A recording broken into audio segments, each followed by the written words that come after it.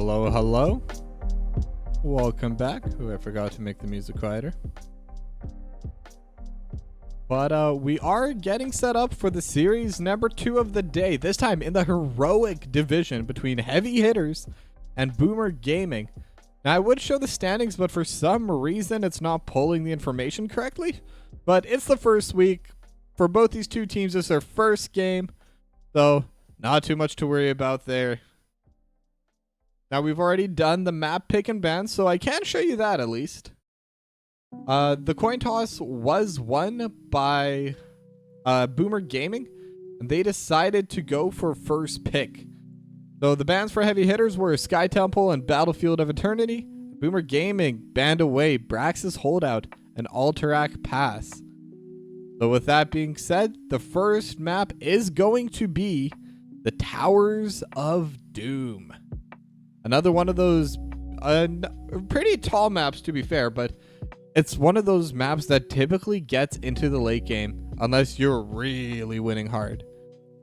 It's very difficult to end off of just one team fight. You kind of need to slowly but surely win throughout the entire game. You can get a lot of points in one go once it does reach that late game, but early on, very difficult to build a massive advantage that can immediately win you the game. Yeah, we are just waiting. I think most people are ready to get into game number 1, and that's going to be pretty exciting. This is going to be my first heroic division game of the season. I watched a lot of BoomerGaming last season. I think I've cast 3 or 4 of their series, and Heavy Hitters, I cast 1 or 2 of their games. But there are some changes that I'm seeing in the roster. For the most part, it's the same, but I believe Goose might be new. I might also just be misremembering, so I do apologize if you are not new to the team, Goose. But either way, we are getting set up, and I'm really curious, especially because this is the highest tier of HOTS we have. This is the highest division in the NGS. So being able to see how these teams set up with their own metas, what kind of metas they have, what heroes are strongest at the top of the table, and what builds do you go on those heroes? With all the patches that we've had between seasons, that's really my main question going into this. And it's going to be really interesting to see if, especially because the competitive season has only just started, do all of these teams have the same read on the meta? Now, I know meta in HOTS, while it does matter, isn't the end-all be-all. There's definitely a lot more room for creativity and, team expression, really. Being able to play something that's a little bit out of meta, draft breakers like Sergeant Hammer. Though granted, Sergeant Hammer's a bit more meta right now than before.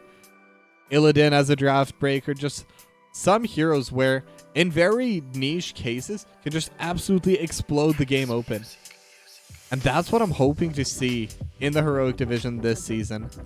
I know TZ's been casting a decent amount of their games, and I'm just kind of picking up games in ways where I cast as many individual games regardless of division throughout the whole season.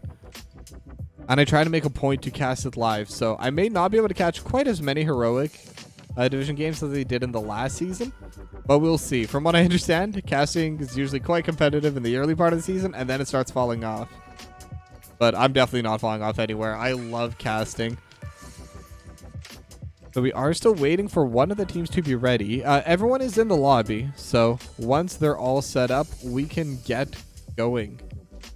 But I guess we can take this time to just kind of talk a little bit more about this map.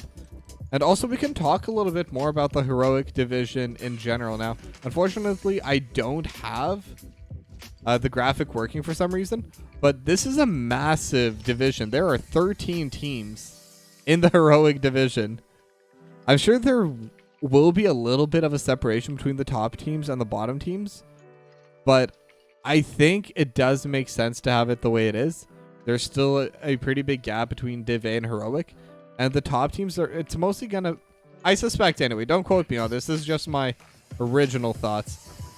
I would guess it would be like maybe 2 or 3 teams that are above everyone else, and then a middle pack, and then like a few teams near the bottom.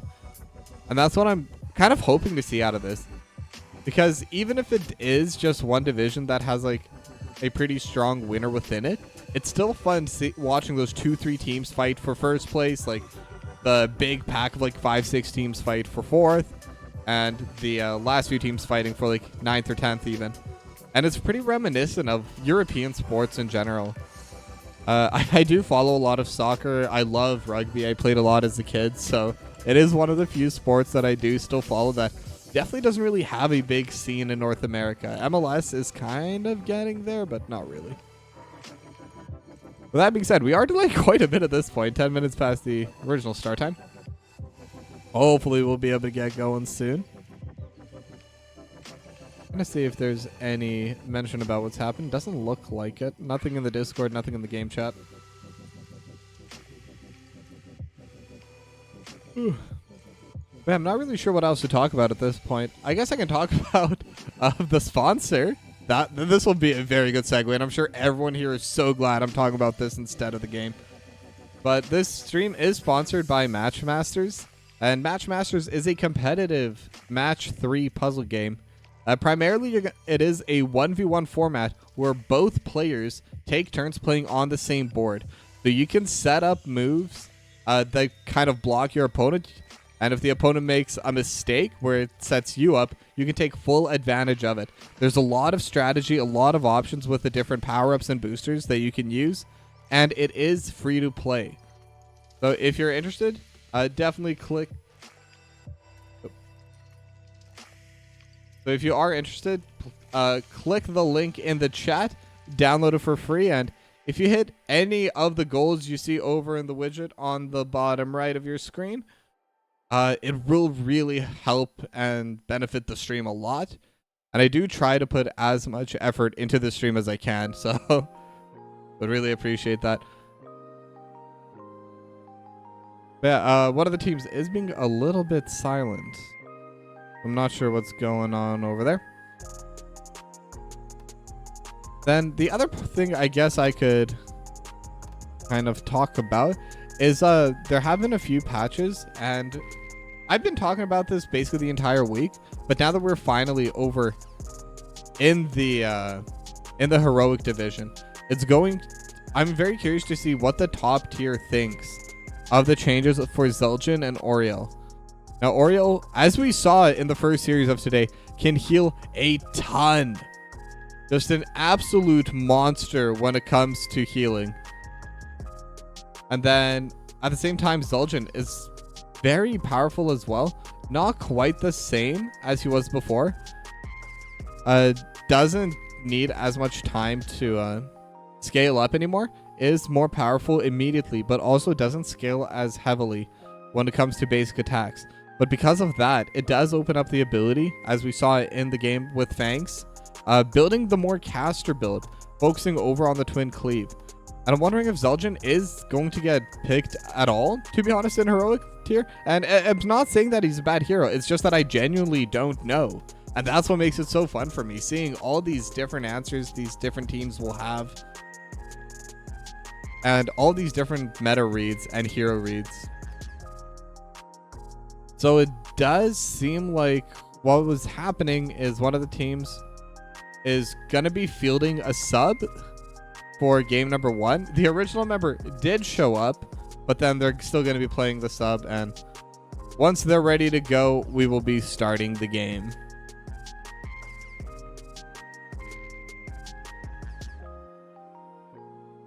Yeah, and now we're also going to be going to Towers of Doom, and Towers is an interesting map as well, especially in the offlane. I suspect we will see Dahaka picked or banned in this series. There's no way we don't, right? Like, completely went past everything in the first series.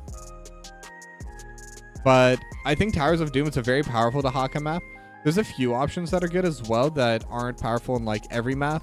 Like the Lost Vikings are really good here. Zeratul really good here.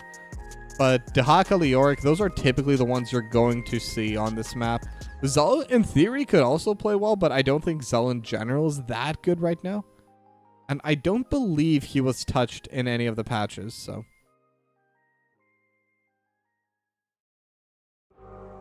Yeah, definitely taken a bit to get this game started, but it's alright. How is everyone doing in chat today?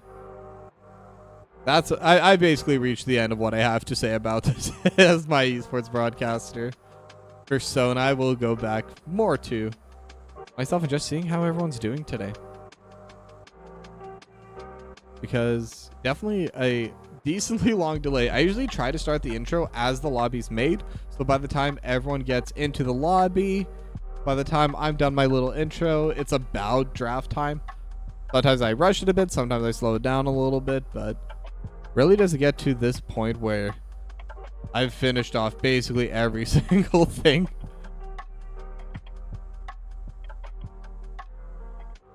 However, we are still going to just be slowly but surely waiting and seeing how everything goes. I will give a shout out to IE. Thank you for the follow. I think that's how that's pronounced.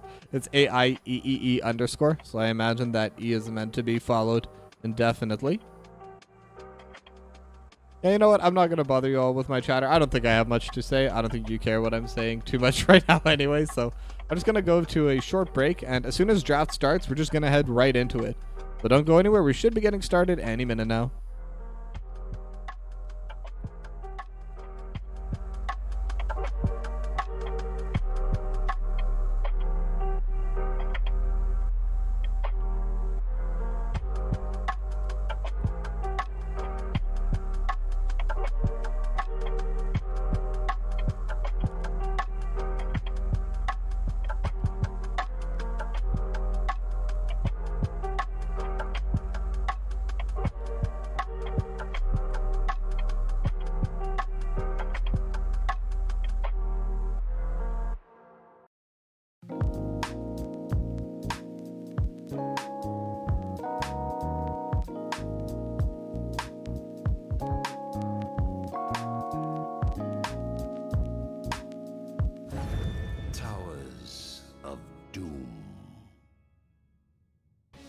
And apparently that's all I had to do to get the game going. I will take full credit for that.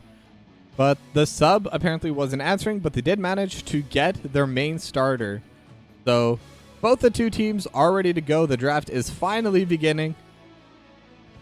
And we are ready to go. Towers of Doom going to be the first map. And I've always said this, but I do think this is a very offlaner focused map. Being able to double soak and just soak as much as possible is incredibly important over on this map. Now, first ban still not coming through quite yet, but it is going to be the Garrosh. And I have noticed that Garrosh has been a lot more popular. I'm not sure if Garrosh was touched in the last couple rounds of patches, but I do know that a lot of the other mainstream tanks definitely have been. So Johanna's definitely gotten a lot weaker. Well, not a lot weaker, but she's definitely gotten weaker. I think Diablo has a little bit of a harder time too now. So just in general, it does put Garrosh up above a little bit more.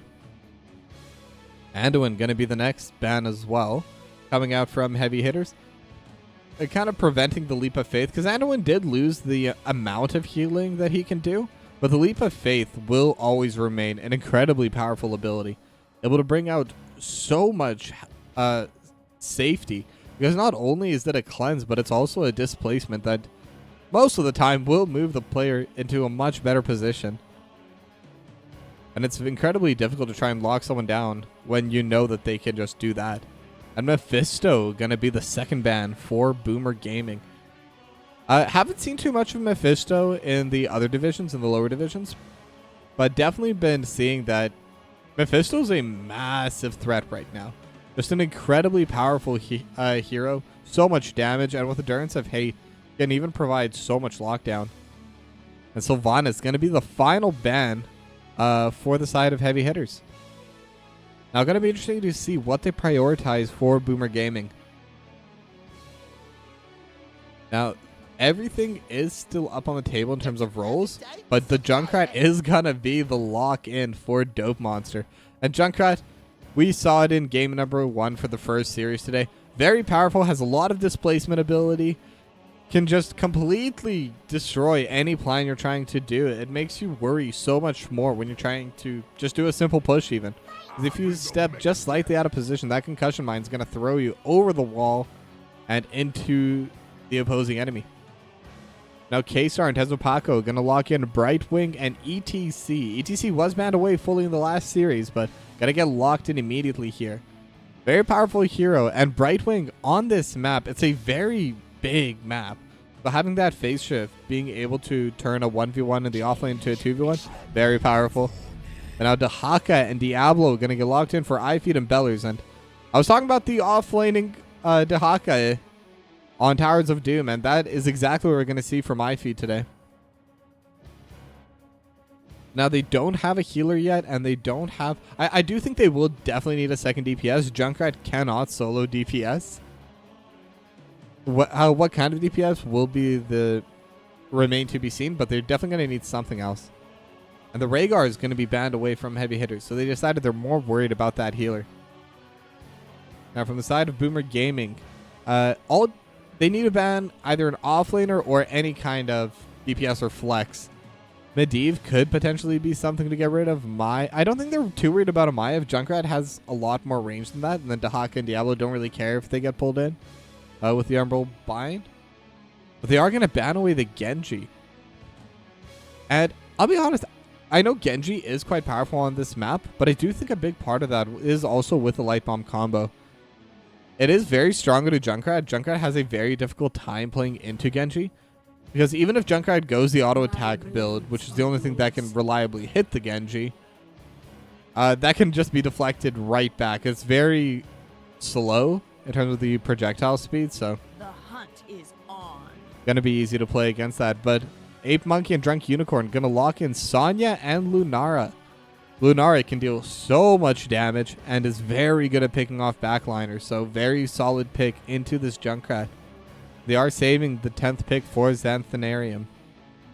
I remember I struggled on that. I think Heavy Hitterz was actually one of my first casts in the NGS, and Xanthanarium was one of the names I struggled with the most. It was a lot of fun rewatching that replay. I think I pronounced it like in 10 different ways throughout the entire series. And now Malfurion and Chromie going to be the final two picks, so Chromie definitely going to help a lot with that extra damage. They don't really have too much in terms of tank killers. But Dahaka brings out a lot of damage. They have a lot of damage from Goose. There's a lot of damage from Dope Monster. It's a good team comp. I really like what BoomerGaming has. But to be fair, I also really like what Heavy Hitterz has. And especially with this final pick, the Vala. And now Lunara does have a lot of DPS, but not quite as good at tank killing. But between Vala and Lunara, they're going to absolutely shred through the front line on BoomerGaming. Very solid pick there as well. And there's no blinds on the side of BoomerGaming either. So this Vala is going to be able to free hit the entire time. I do suspect it will be the auto attack build. Well, with that being said, we finally have our drafts. We finally have our two teams ready. And we're finally going to have our game one between Heavy Hitterz and BoomerGaming.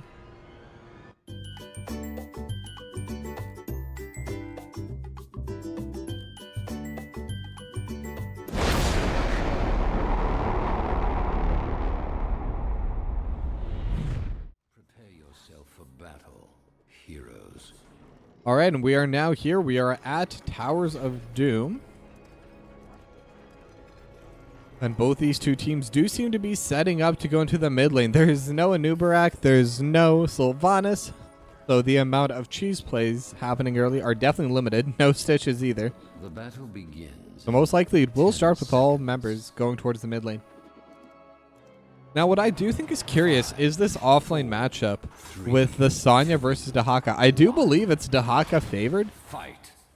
And in terms of actual soaking power, the Dahaka is pretty far superior over the Sonya. However, in the team fights, that's where the Sonya is really going to come out to play. Now, they're both walking forward. And it is going to be Creed of the Hunter. So it is the auto attack build, but Beller's going with a Shadow Charge. Not going to be able to land into the wall. Ape Monkey walking forward. iFeed hitting on a Tezopaco, but the face melt.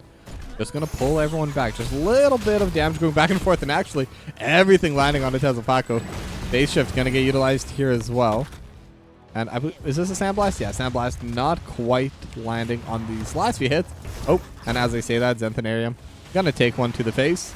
But we'll be okay. They have cleared the bot lane, and they will lose a little bit of soak on this. So them having this position has benefited them just a little bit in terms of the XP gain, in terms of the soak they can get on their map. And now Dope Monster going to be clearing away the mid lane, and over in the top lane it's iFeed versus Ape Monkey, but I don't expect too much is going to happen over the top side, so we're not going to look there too much. as both these teams gonna be grabbing their camps. Neither side is really walking forward. They both have time traps on the side of BoomerGaming to be able to see. And then on the side of Heavy Hitters, they do have that that little Lunara fairy thing. I'm not even sure what that is, to be honest. And how Dragon's Breath gonna land onto the wave, gonna clear a good chunk of it. But Bellers is on the back line, able to hit onto Xanthanarium, but not able to get the overpower. The power slide and the little bit of autos going back towards Bellers. But ultimately, not too much damage done by either of these two sides. But they do have the root and the sleep onto Tezelpaco. And I should check what that ability is called. I believe it's Entangling Roots. I was going to say Grasping Roots. But yeah, they're going to move into the mid lane. They're going to keep that push. So BoomerGaming, slowly but surely, they are getting themselves a little bit of an XP advantage. They do have the level 4 talents. They have a short timer here as level 4 is going to get hit soon. And they do have the stun onto the ETC, but not going to keep going too much far into that. Tezelpaco is going to be safe as level 4 has been hit. But now iFeed is here, has a drag available, and the shadow charge into the pullback, but no overpower is going to come through. Now they're clearing this out. Bella's just kind of healing off of them with the fire. Yeah, with the fire stomp. So a little bit of extra HP there. And with the Bagatron there on this, Malfurion will be okay. That's the nice thing about Malfurion. Even without the burst healing. Oh, sorry, as they do go on to overpower onto Xanthanarium. Lots of damage, but the phase shift is going to come out. Now the Entangling Root's not going to land on the K-Star. Was actually pretty close to catching onto that healer, onto that Brightwing. But now Drunk Unicorn going to take their altar. And 8-Bunky wants to fight iFeed. It is a 4v3 over on this bottom side if they are aware of it. Beller's going to knock Tezelpaco back into the team. Just dealing a little bit of damage. Entangling Root's not going to land quite yet. The fighting is happening over to this side. 4 damage has definitely already gone through. But now it's iFeed just trying to get in the way, trying to fight between the two of them.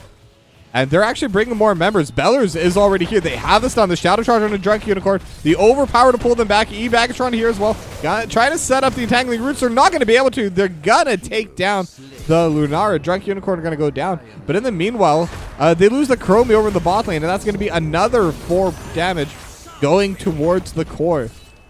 There was a little bit of a catch happening over this bot side while we were watching the top fight.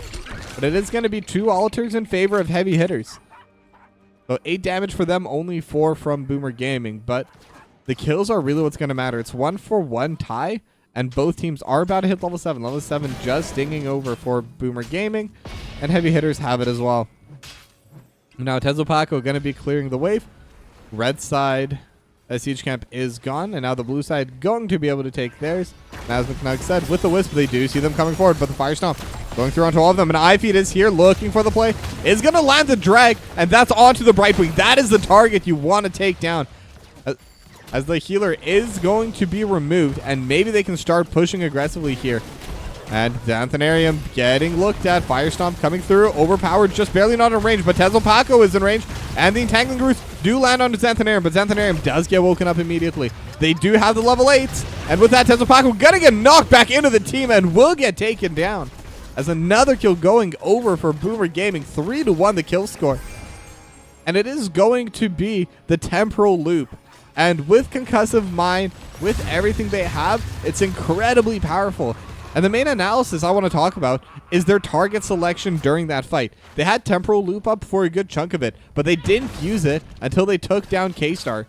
Because once that cleanse is out of the picture, they have no way of dealing with it. And the cleanse, don't get me wrong, it's very difficult to time correctly, but it is doable. And I think a lot of these players are the ones that are able to do it. So only a single altar spawning over towards this bot side. Level 10's not hit on anyone quite yet, but getting close for... Oh, but iFeed, they're going to burrow under, looking for the drag. Not going to land. A Drunk Unicorn barely gets out of the way. Tezelpaco just walking forward is able to just go right in. Sandblast dealing a lot of damage, and they do have the root. They do have the Temporal Loop. Tezelpaco looking for the play. Gets the face melt, but not too much else. Bellers is getting quite low. Xanthanarium just running past everyone. dealing as much damage as possible. But iFeed still running in the middle of everyone. Beller's going to get the knockback onto Ape Monkey. Ape Monkey taking damage, but will be okay. But you know who's not okay? The Chromie. iFeed also going to be able to get the drag onto K-Star, but the Entangling Root's not in range. Drunk Unicorn's going to get the altar and another 4 damage to the core. Now level 10's finally hitting onto BoomerGaming. But unfortunately, it's just a little bit too late. The team fight's already over, and they cannot utilize this advantage 4v5. Level 10's now getting hit by heavy hitters as well. And Ape Monkey gonna be clearing away this top side. And they do have a little bit of an advantage in terms of XP. And with the 2 members up here, they're going to be able to clear away this Sapper Camp as well. Now, iFeed is on the way. Should know Drunk Unicorn is there because of the Wisp, but the fight is happening over here right now. The phase shift is coming out. Temporal Loop and Lightning Breath over top, and they have K-Star. So much damage onto K-Star, and now the Riptire gonna get hit as well, and the Rain of Vengeance going to prevent the follow-up, but that's still another 1-for-0 for BoomerGaming. And they lost the Sapper Camp on the top side, but they will be able to steal the one in the bot side. Beller's going to cap it right now. And especially while the wall is still up, it's so hard to stop these from dealing damage. 1, 2, and 3. Oh, that third one got barely any value. There's maybe 5 HP left on that. But there is a fight going on in the top side. iFeed versus Ape Monkey. I don't expect either of these two to go down as the drag misses. But it is always fun watching combat. Now Tezupaco is walking forward. Gonna use the power slide even. And Goose looking for the play. Getting K-Star down quite low, but Bellers is quite low as well. And Goose is as well. Xanthanarium just kind of auto-attacking right past it. 120 stacks on Creed of the Hunter. So that's already 2 of the stacks. Or 2% per hatred stack bonus damage. So quite strong already. Now Bellers looking for a little bit of the damage. It is going to be 5v5 in the bot side. Even talent here. But slight push advantage. As the Polymorph does come through, Bellers is in an interesting spot. Going to knock them back. Has the Firestorm. Riptire over top. Going to land on it too. Temporal Loop is going to take down Tezupaco. No, Tezupaco will be okay. But Ape Monkey will not be. So that's going to be the first kill. Bellers still alive. They have the Entangling Roots coming through. iFeed looking for the plays. Xanthanarium starting to get low on the HP. But now look at that. Xanthanarium is going to be their Lightning Breath going out over the top. But the Mosh Pit in the backline's what seals the deal. Bagatron gone. And Tezupaco lands it onto everyone. Rain of Vengeance as well. Goose, one more auto, but will have the stasis. Is going to actually get away. Very good timing on that stasis. But with that being said, that's still a victory for heavy hitters. K-Star going to channel it right now. That's going to be another 4 damage to the core. It's 36-24 now as the next 4 shots hit. Now Tezupaco actually gets hit into the backline. Goose is here as well. Do they have the temporal loop? Doesn't look like it. Or Goose was going more for the wave than anything, just trying to clear it away. But now Bellers is here as well. But no play is going to be happening. It's been hard following the action this game. They're fighting all the time on all sides. Getting the right camera angles has definitely been a bit of a challenge, but the way I see it is I'm never missing. There's always a fight going on, and that's what really matters. Now the team fight happening over in the mid lane. No, or in the bot lane, sorry. They're just clearing it away as Tezupaco roams up towards the top. Ape Monkey, with the support of Drunk Unicorn, gonna be able to take the top Sapper Camp once again. But now the bot side siege camp has spawned. Xanthanarium just gonna be poking out a bit, but iFeed getting jumped upon. 1v3 power slide gonna get utilized, and the ultimates, and just so much damage from the face melt. Now the isolate gonna get thrown out. iFeed still okay for a little bit, trying to tank it up as much as possible, and will tank up for a surprising amount of time, but with no one else there, with no other support, will be able to heal, and that should be the top bell tower going down as heavy hitters. They get themselves a pick, and they get themselves a tower. Now, as an answer, Goose is going to be taking as much of this cannon tower as possible. And Xanthanarium got taken down quite low. Temporal Loop was used, so that isn't available right now. But the Dragon's Breath right now, and Rain of Vengeance able to stop that from going quite bad for themselves. Now, 2 altars are spawning, both on the top side. iFeed just respawning. Still doesn't have the isolate for 13 more seconds. Be swift, heroes. But Bellers is looking. K-Star already channeling, so that's going to be 4 damage guaranteed. But can they get more? Ape Monkey taking so much damage on the Lightning Breath, just trying to burst them down, but it's now up to K-Star and Ape Monkey. But now in the meanwhile, Dark Unicorn just hitting onto the backside, using the leaping strike, using both the charges, and will go down. So it is going to be Drunk Unicorn being the first one to go down, but they're still fighting over on this side, and they're going to be able to drag them into the entangling roots, the overpower as well, and now into the trap as well. The steel trap gonna land on Tezelpaco, and they will be able to get, 3 damage back. It was 5 damage going into BoomerGaming, but they're finally able to get themselves their second altar of the game. But they also got themselves a teamfight victory. They're able to get 2 and maybe looking for a third into Tezelpaco. They do have the entangling roots, making it harder to go back. But now this steel trap does land onto 8Bucky, and they do get first down. So much damage from BoomerGaming. And with this, maybe they could start looking towards taking down this bottom fort and taking it in their favor. The bottom bell tower is probably the most important one, because this is the one that has 2 sapper camps next to it. And now they're dealing so much damage on the Tezelpaco. Will get thrown back, but with the phase shift, gonna get healed back. But Xanthanarium taking so much DPS from Goose. These Dragon's Breath are just absolutely shredding through them. And now Tezelpaco gonna get hit to the back line. The steel trap trying to follow, but never going to land because Tezelpaco will go down beforehand. One more kill for BoomerGaming, and they've just been channeling this. Just one by one, they're getting kills. These staggered death timers are so rough for heavy hitters. They're slowly but surely just poking down this top lane fort. Their own fort has already been secured back, but we're going to be watching this because I feel a fight may break out here at any moment. And just all the poke, and with the last hit from Dragon's Breath, they will take this bottom bell tower. And the siege camp is respawning. It's going to be 3 altars this time as well. And they have the concussion mine. No one's going to contest it. So the sapper camp is going to be safely taken. And it looks like they want to take both of them. Beller's looking for a potential angle into them. And will start channeling. Now iFeed fighting onto Ape Monkey while Drunk Unicorn safely takes theirs. So it is going to be 5 damage for BoomerGaming. 3 from heavy hitters, but now the fight's going to be happening over on this top side. Beller's already in the middle of everyone, but might have stepped up a little bit too far, but it is a Diablo leaping strike used. 8Bucky taking solo. The Dragon's Breath is going to be enough, and now Tezelpaco trying to get into the middle of the fight, but doesn't have the placement quite yet. The face mount is going to keep them away. Lightning Breath going out over the top, but they do have Tezelpaco stuck in the entangling roots. iFeed will not land the drag, unfortunately, but it's still going to be a kill in their favor. Goose gonna finish the channel here, and it's a 1-0 and 2-1 in terms of altars. So that's 10-3 in terms of damage on this set of altars. And luckily, at least for heavy hitters, the sapper camp just barely not there in time. But while they're trying to save that 3 damage, they're gonna get hit with 4 damage from this boss. And that will actually tie up the game. So BoomerGaming, they've brought it back, and they even have the map advantage with the extra bell tower. And now Tezelpaco is fighting onto Bellers. They do have the root with the entangling roots. Just going to leave them there. Goose is here as well, looking for the fight. And they do have the temporal loop onto Tezelpaco. They have the double loop as well. It is level 19. And now K-Star is going to be here, able to jump with the blink heal. And they're not able to quite get them right away. But now K-Star is the one that's stuck. But with the blink heal onto Ape Monkey, will be able to get away.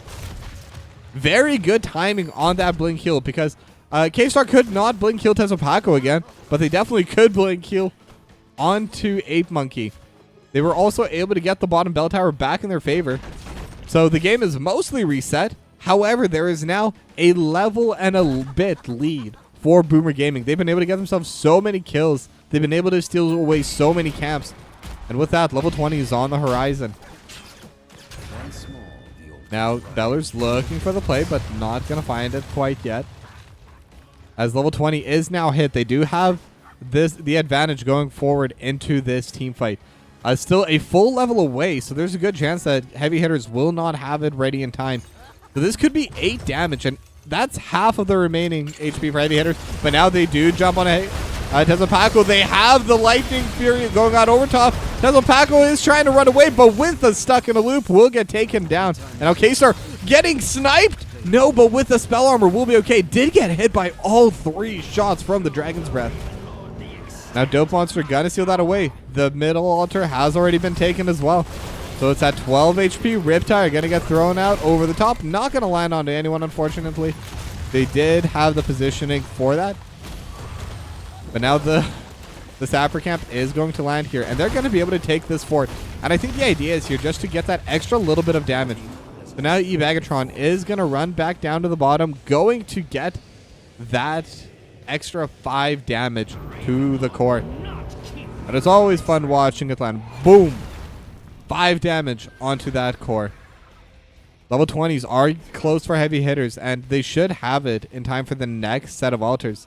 But the question is, will Bellers let them do that? They have the teleport onto K-Star, and stuck in the temporal loop. They've already used one of those blink heals, but there's just not enough time. They tried to use the second one, but just barely mistimed it.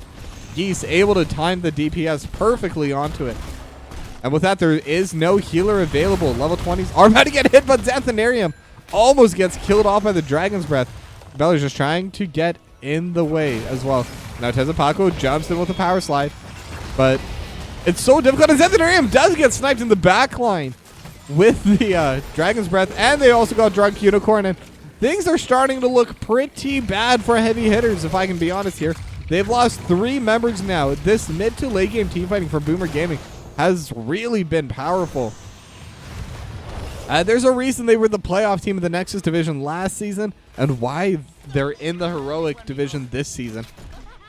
Granted, they did kind of merge the two, but now they're on to Tezupaco. Lightning Breath over top, just going to immediately kill Tezupaco. 8 Monkey forced to use the leap to get to safety as well. And they're going to be able to get this mid lane fort. And it's going to be so difficult to walk in. This is really the only angle where they can walk in without going past the fort. They need to try and fight this, but I don't think there's any fight to be had. This is going to be very difficult for the heavy hitters to play into. And if they get this channel, they just straight up win the game. Ape Monkey and K-Star on the way. They're going to try something, but it's going to be a long shot. They're looking for it, but with that, it's not going to happen. Ape Monkey going to get taken down. Phase shift not going to come through. And Dope Monster disrespecting a little bit. Dope Monster, be polite. Xanthanarium is here on the back line. He will land the Hungering Arrow and just trying to delay the game a little bit longer, but it's not happening. Drunk Unicorn's going to be here as well, but now Xanthanarium's going to go down. The Leaping Strike is being used over top, but K-Star and Drunk Unicorn going to get finished off as the core will explode.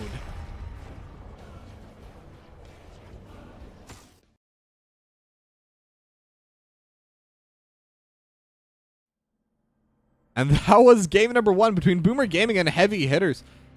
And Heavy Hitters, they were in a pretty good spot, but just a couple of team fights, and then BoomerGaming just non-stop pickoffs. They were so good about it. They were able to get it, get 1 kill, and then just before they respawn, they get another kill, and then just before that one respawns, they get another kill.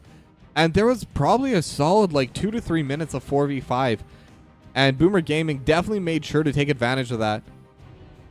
Now, with all that being said, we're going to go to a short break, but when we come back, it's going to be game number 2. Don't go anywhere.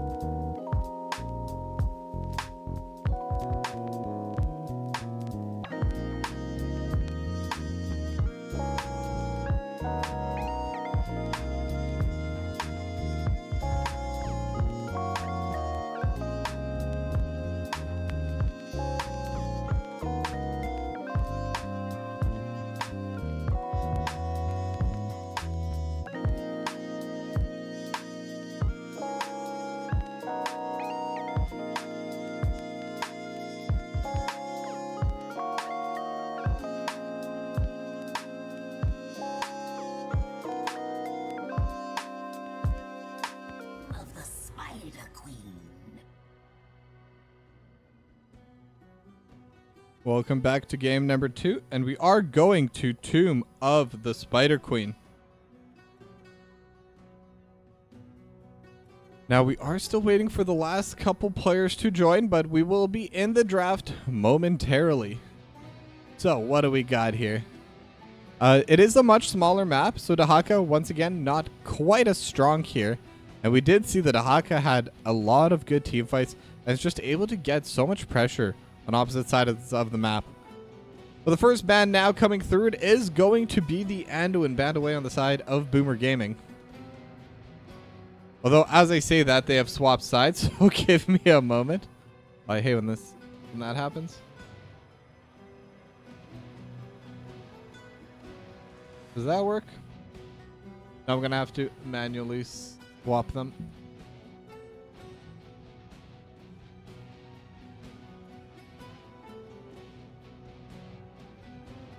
Yeah, I apologize for this, but that's just when teams swap. That's kind of what you have to do.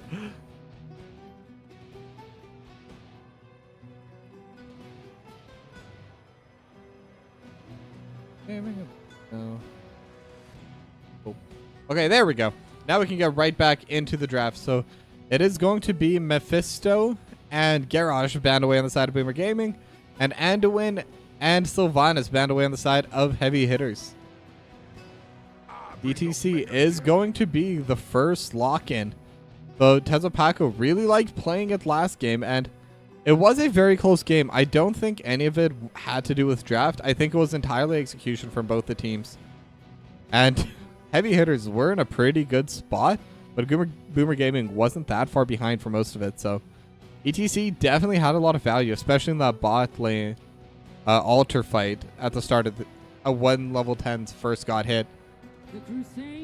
And now Hanzo and Joanna gonna get locked in for BoomerGaming. Gonna be very interesting to watch these two fight, because Hanzo can really prevent the gems from getting turned in on this map. With the power arrow, the sonic arrow, and the scatter arrow, and the ultimate really too, either of them, if they do so choose. I don't expect that'll ever happen though. So it has a lot of good cancellation ability. Now Ape Monkey going to lock in the Ragnaros, and Zul'jin for Xanthanarium. Okay, I'm going to be keeping a close eye on this build. I do expect it's going to be the Twin Cleave build, or the Twin Axe, or whatever it's called. But I do think Zul'jin should be more of a caster now. Now, don't trust my word on it. I am a plat 4 carry that doesn't play Zul'jin, so maybe I'll learn him one day just to be able to get the right analysis for these games. Now, next set of bans is coming through. Brightwing gonna get banned away from by BoomerGaming, sorry. So K-Star gonna have to play something else, and Blaze is also gonna get banned away. So out of the offlaners, Leoric, Dahaka is still available if they want to go with something pretty standard. Leoric gonna get locked in for iFeed, and Rhaegar gonna locked in for E-Bagatron. And I was also gonna say, I have seen Gazlowe played quite a bit more recently. So Gazlowe is a pretty powerful hero now, and I think with a couple of the other offlaners getting slight nerfs, it has definitely increased the power that Gazlowe has. So now Drunk Unicorn and K-Star are going to be the final two picks, so it is going to be the flex pick and the healer. Jaina and Whitemane. So Jaina pretty standard as far as mages go, just long range poke. And then Whitemane was banned away in our previous series quite a bit, but it's a very powerful hero as well. The Crimson Aegis Scarlet Aegis is so powerful. A huge burst heal that also grants armor. If it's into any kind of team composition that favors jumping in, and when you have the arrow from Hanzo, it definitely increases that ability. And now Gul'dan gonna get locked in as the 10th pick for Goose, and I actually like that because Horrify could be used to separate the team members after the Scarlet Aegis has been used. So it's an interesting way of trying to lower the effectivity of that ability. Now, that being said, let's get into game number 2 between BoomerGaming and Heavy Hitters.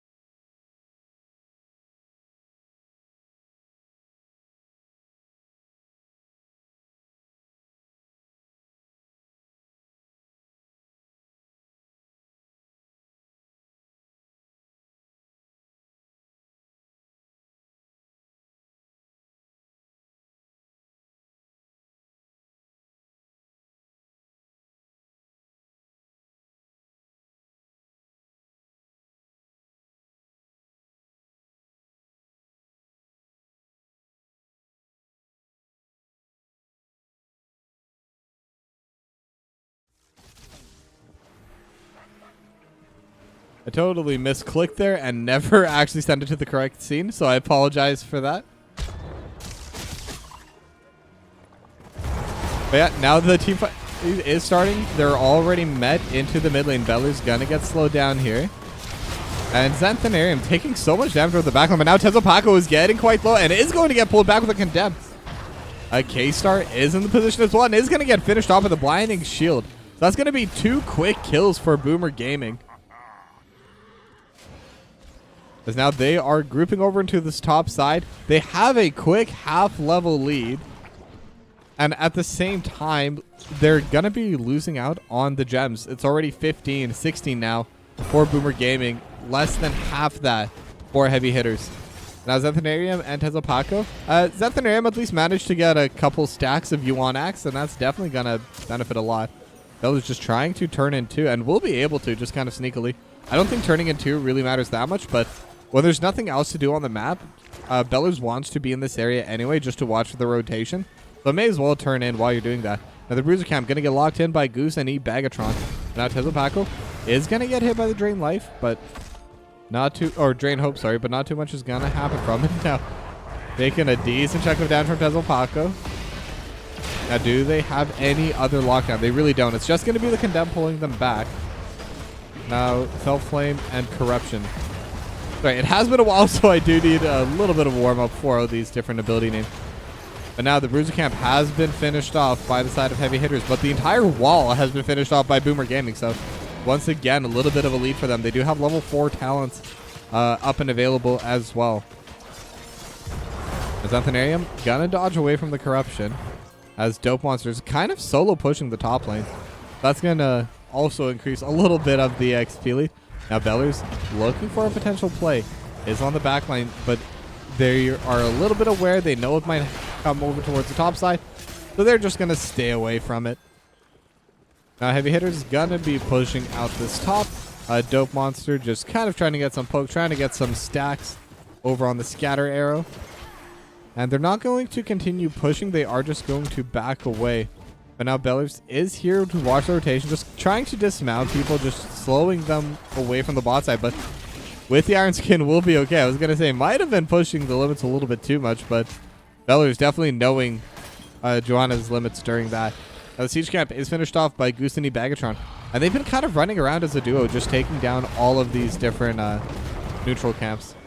And Tezopaco is walking forward. 8 Monkey's walking forward as well. And now it looks like there's a little bit of a fight happening now. Ify taking down from K-Star, but no DPS is here for Heavy Hitters. It is mostly just the Ragnaros. Tezopaco looking at Goose, but no angles to be had. Xanthanarium's here with Drunk Unicorn, but now the Condemn does land on Xanthanarium, but does have the heal. The cleanse onto Ify, and Ify is unstoppable. Is going to run away with the Wraithwalk, but getting quite low in that exchange. So that is a little bit of a teamfight victory currently. Now Goose is getting stuck. Gonna get hit by the face melt, but once again, not enough damage to really make use of it. Goose is out of mana as well, so gonna have to reset regardless. But that's still pressure being put on the map by Heavy Hitters. Both teams now have enough gems for the turn, and now can they get the pressure to do it? Xanthanarium is going to get pulled in by the Condemn. Bagatron is going to be there trying to slow them, and the blind comes through, and Xanthanarium, I think, is just going to go down as BoomerGaming get themselves a third. And now with that, that's going to be a couple gems lost, a lot of pressure given, and it is 4 stacks of Yuan Axe, but definitely going to be slowed down. And whenever you're fighting someone that has those stacks and they die, it slows it down by quite a bit because they can't get anything for it. They can't even start angling for pressure to get more stacks later on. Now the blue web weavers, they're on the way as 4 of the members were mid, and now they're all just kind of splitting off. It's going to be Bagatron and Goose. Tezopaco looking at a little bit, but Bellers is here to defend. There's going to be 3 members from BoomerGaming over the mid lane. And they're sending Dope Monster over towards topside, who will also be grouping with a team in the mid lane. And Ifeed is still pushing off to the bot side. Tezopaco does walk in, gets hit by the Corruption, gets hit by the Condemn, and gets hit by everything and just goes down. So much damage coming through from BoomerGaming, and that's the 4th kill for them. And they're definitely looking a lot cleaner in this game. They're just kind of walking forward, just dealing as much damage to this fort. And getting a full fort on the first Web Weaver is really good. They don't even have heroics yet, and they were able to get that objective in their favor. Now the top wall has already been taken down. Dope Monster looking for a possible angle, but nothing to be seen there quite yet. No level 10, so the amount of initiation for BoomerGaming isn't quite where it will be later on. But once that Dragon Arrow comes out, once that Blessed Shield comes out, they're going to have so many different options when it comes to engaging from range. So this BoomerGaming lineup really wants that level 10. They are going to have a ton of use from it. And now the E-Bagatron and Goose, once again, just grouping up as two, going to be clearing away this Bruiser Camp. Sorry, not Boomer Camp. It is the Boomer Camp now, but Beller's going to get hit back with a face mount. Xanthanarium just kind of going back into them. And Drunk Unicorn trying to get the turn and almost got enough. And that would have been the Web Weavers. But instead, Xanthanarium going to be cleansed. But the damage is happening over to the top, so they do get the stun onto Goose. But the Horrify comes out over top of the Blessed Shield as well. Level 10s have been hit. And iFeed is here with the Entomb, but not quite landing on his Xanthanarium. iFeed going to jump right in. But with the speed, we'll be able to walk back up. And Tezopaco is also here as well. The Corruption does land, but the healing is there. But what is the Dragon Arrow going to be getting the kill? And just like that, they do get one kill in their favor. iFeed looking for Drunk Unicorn, has the Drain Hope, but not in range to get the kill. So it's a 1-0 in favor of BoomerGaming. That level 10 definitely making the difference there, because positioning wise, I thought that favored heavy hitters. And it just goes to show how important those extra abilities especially are when the heroics do arrive. And now they do need Goose to turn in, so they will be given time to clear away the Bruiser Camp over in the mid lane. But Goose will turn in, gonna have another 7 health. Or 7 gems, sorry. And with that, it's going to be their second set of Web Weavers. Now the... Oh, what is that ability called? The Lava Wave is going to clear away the top side. It was a little bit early, I think, because it's not going to deal any damage to the Web Weaver. But now they are clearing away this bot side. Beller's looking for a potential angle. They may want to fight this, or it looks like they're just trying to delay them here over in this bot side. Both the Corruption with the Fell Flames going out over the top. It is getting healed back up, so it's not that big a deal, but the Web Weaver is just going to get absolutely burst. It is 4v5 here. Dope Monster is in the top side. Now Goose gonna get slowed down a little bit, just still chucking away at those Fell Flames. The Twin Cleave just dealing so much DPS onto Goose, and now Goose might be a little bit stuck. Water Elemental gonna be utilized, but the Condemn from Bellers is there. Scarlet Age gets thrown out, but Xanthanarium is stuck in the Entomb. Stun, Blessed Shield gets thrown out, and the blind Tazdingo is coming out, but I don't think it's going to be enough. And the stun, the arrow from downtown. Dope Monster getting the kill, stunning the entire team. And it's just Tezopaco left alive, but for how long? Already been scouted out by Goose. Couple Fell Flames. And Tezopaco, you have nowhere to go. Is going to get hit with a Condemn. Going to get hit with one more blind. And that'll be it. 4-0 for BoomerGaming. And Dope Monster with the massive arrow from across the map. I think that fight was lost regardless, but that definitely was the final nail in the coffin. Top fort is now gone. Bot fort is now gone. Level 13s. Almost a full 2-level advantage for BoomerGaming. They are absolutely shredding at this fight. Or this game. Now the Scatter Arrow talent still hasn't been finished, but I think primarily that's just because Dope Monster has been utilized for split pushing in the offlane. Tezopaco looking for the play, just going to knock Bellers back. Water Elemental has been utilized just for zoning, but they're not really going to have too much pressure. I think they're not trying to win the fight, they're just trying to slow it down so they can get their Bruiser Camp. And actually 8Monkey able to summon the red Web Weavers during all of this. And that was a really smart macro play for them. The Lava Wave is going to be coming out in the bot lane, but in the meanwhile, they may be looking for a fight. iFeed gonna get taken down quite low, just below half HP. And this could be a play for them because level 13s are now hit. They're on an even talent here. So this push is in their favor. They could definitely try and get something back. And they have a lot of XP on the map with all of these various structures. They are only 4 members strong in the mid lane. iFeed is a lot closer, but they're getting a ton of damage over onto these structures. And now they're able to get onto 2. Goose is going to get hit, but now Tezopaco going to get horrified, and not in the Scarlet Aegis, but will get healed in the end. K-Star able to have it just before The final tick of corruption goes through to kill Goose. And now Tezupaco is going to get the mosh pit onto two, and they have it onto the healer. Just a little bit more damage, so they will be able to get E-Bagatron. It is straight for Tezupaco, but no healer, no tank. Wizard is more important. But the Entomb lands onto two, and with that, Ifeed also going to be able to run away just with a little bit of extra movement speed. Drunk Unicorn going to go down. And Ape Monkey, the final Fell Flame is going to land, but the Dragon Arrow snipe once again from Dope Monster. And it's a 5-for-1. E-Bagatron, the only one to go down on BoomerGaming. But as E-Bagatron, you will always take that trade. And now they do lose their top forward for that, but a 5-for-1 for a set of Web Weavers, you will take that any day. Now they're going to be able to get the pushback in all of their lanes.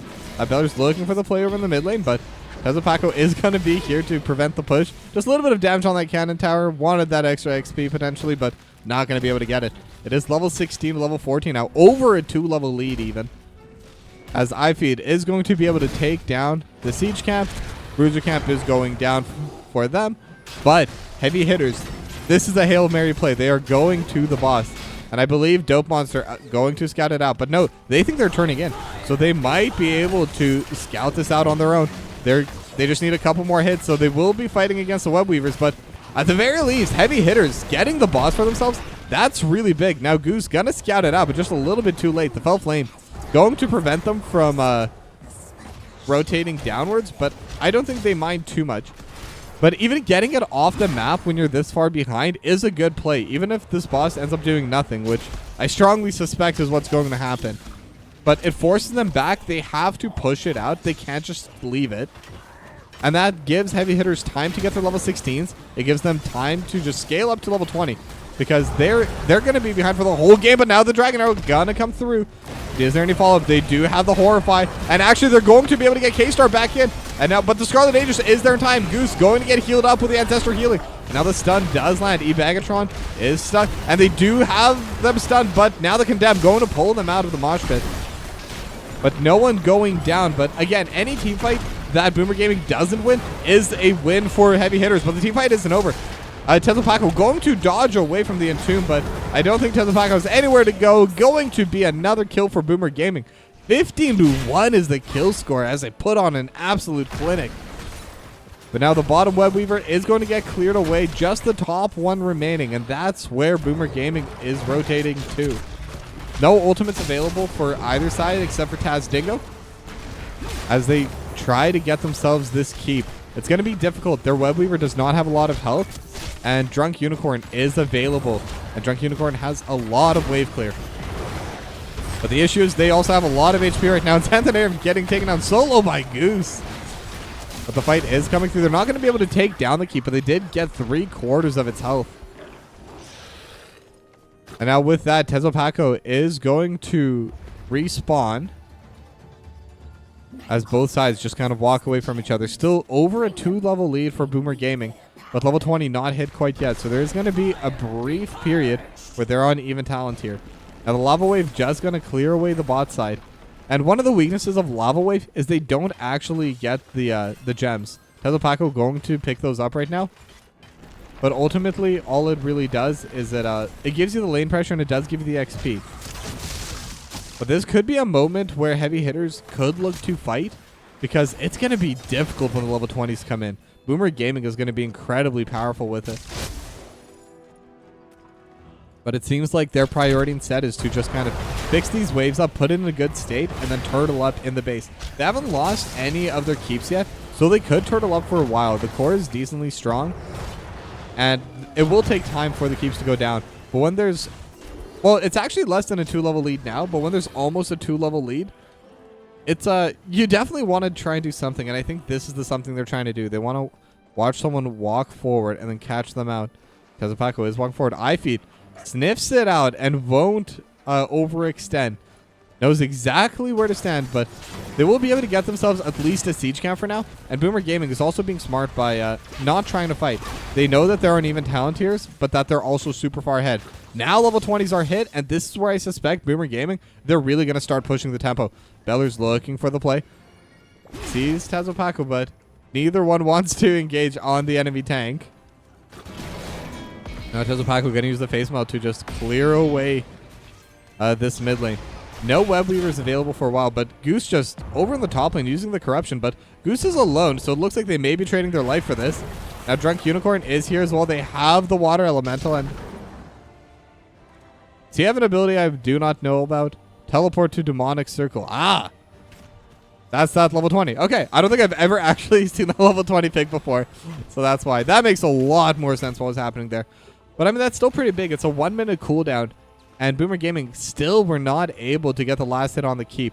It's very low. It may as well not be there in terms of its ability as to defend. But it is going to prevent any minion spawning. And that's kind of going to be the big advantage here. Now, Ifeed looking for the play. Has the Entomb available and will throw Dragon Arrow. Gonna get hit onto the backside. But the Entomb might be protecting Xanthanarium a little bit. But it doesn't matter, because they're able to take down Tezepacl. Bellers is quite low. Ancestral Healing not going to come out in time. But the Corruption and the Fell Flame, so much damage. Horrify. Going to get utilized as well into Drunk Unicorn. But it is a 2-for-1 trade for BoomerGaming. They could try pushing through mid lane.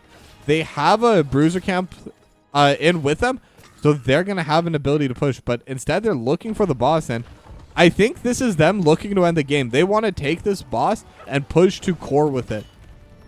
Push to Nexus. Is this called Nexus or Core? It's Core. Okay, so it was just me. They're looking for this play. They have this final boss, and they're definitely going to be able to secure it. And Heavy Hitterz not even going to be able to get any web weavers to help defend against this. 18 seconds onto Xanthanarium. And then once that happens, potentially they could start. Or sorry, not Xanthanarium. Is it Xanthanarium? Yeah, it is Xanthanarium. And this is where it's going to get really difficult for them, because they have to be able to clear this out. They have to be able to destroy this. I'm actually a little bit surprised that BoomerGaming aren't pushing with this. I guess level 20s have dinged over for the side of Heavy Hitterz. So they're just going to prioritize getting the lanes pushed in. So it's not going to be the end of the game here quite yet. It's going to be just the top lane keep finally going down, and also removing the boss off the map. I wonder if they were maybe hoping to be able to take it down and get to the keep before level 20 hit for Heavy Hitterz, but the timing wasn't quite there. Now they're looking to grab the last couple gems, but they don't have enough for turn-in quite yet. Neither side does. Tezepacl looking towards the top side. Drunk Unicorn here as well, and is just going to clear away this wave. Which team is closer to it? But all the camps are definitely under control right now by BoomerGaming. They have the positioning over on the bot side. But Tezepacl moving forward towards the Bruiser camp. The Siege camp has been taken by BoomerGaming as they look to secure themselves this domination. And this Bruiser camp could be where the final team fight comes through. They do see each other. The lava wave going to come through in the bot wave just to clear away everything. And now the camp has been started. The Fell Flame has been utilized by Goose. They know both sides are there, but neither side is willing to engage quite yet. BoomerGaming still has a pretty comfortable lead in terms of buildings. They're not ready to try flipping a fight quite yet. They still just barely don't have enough gems. Just need one more, literally one more, and then turning in all of them. And now they will have more than enough now. But the pressure in the mid lane is now in favor of Heavy Hitterz, so they can kind of prevent this turn-in from happening. Xanthanarium at 20 stacks, so Yuan Axe is definitely quite low here. But because it's the new Zeldin, it's not necessarily the worst, but they do have the face mount coming through, and they're looking towards Xanthanarium, and Xanthanarium is going to get silenced, is going to be inside the Entomb, but now the Unstoppable comes through. Taz Dingo as well. Now the auto attacks are just coming through all sides. Lava Wave actually going to get hit in the mid lane, but the healer is going to go down, and now Ifeed was hit into the mosh pit, so it is a 2-for-1 right now, but Xanthanarium going to go down, Drunk Unicorn going to go down, and everything is falling apart for Heavy Hitterz. Ape Monkey trying to pull them away from the core, but they're not going to fall for it. E-Bagatron going to try 1v1ing against Ape Monkey. Dope Monsters here just to make things unfair. And that should be all she wrote. BoomerGaming going to start their first week with a domination against Heavy Hitterz. And poor Ify just kind of watching the final core getting taken down in spectral form. But game one was very close between these two teams, but BoomerGaming were in control of basically this entire game number 2. 22-3 scoreline. Absolute clinic and well shown by BoomerGaming.